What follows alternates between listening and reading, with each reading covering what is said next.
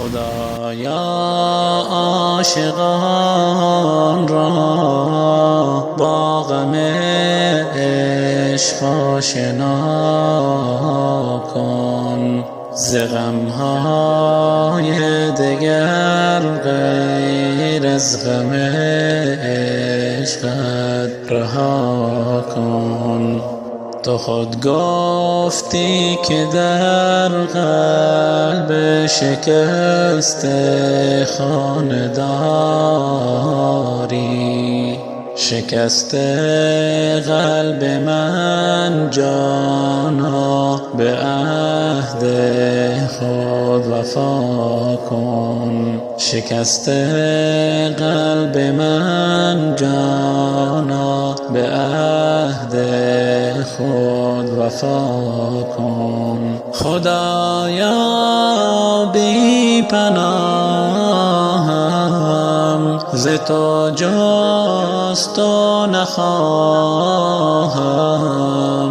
اگر عشقت گناه است، ببین غرق گناهم.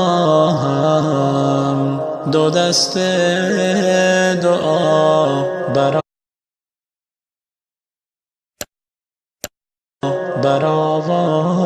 برآورده‌ام به سوی آسمان ها، که تا پر کشم به بالغمت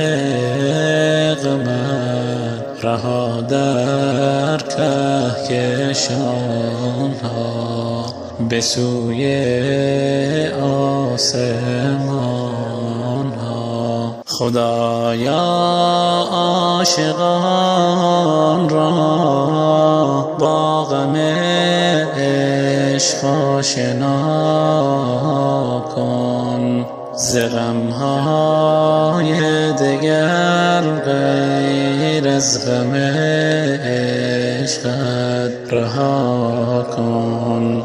تو خود گفتی که در قلب شکسته خانه داری، شکسته قلب من جانا به عهد خود وفا کن. شکسته قلب من جانا به عهد خود وفا کن.